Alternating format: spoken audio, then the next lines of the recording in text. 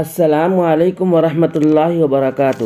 دوستو، جب سے مولانا ارشد مدنی دامت برکاتہم نے رام لیلا میدان میں اوم اللہ، آدم اور منش کے بارے میں بیان دیا ہے، تبھی سے کفرستان میں ایک کھلبلی مچ گئی۔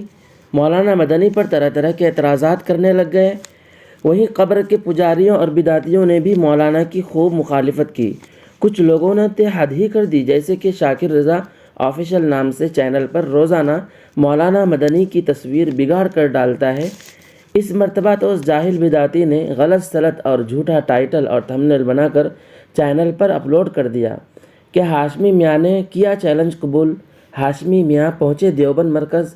حالانکہ ایسی کوئی بات نہیں ہے، نہ ہی ہاشمی میاں کو چیلنج قبول کرنے کی ہمت ہے اور نہ ہی دیوبند پہنچنے کی جرأت ہے۔ میں تمام مسلمان بھائی بہنوں سے گزارش کروں گا کہ ایسے مکار، جاہل اور لوگوں کو گمراہ کرنے والے بدعتیوں سے بچیں، کیونکہ ان لوگوں کا کام ہی ہوتا ہے لوگوں میں اختلاف ڈالنا اور گمراہ کرنا۔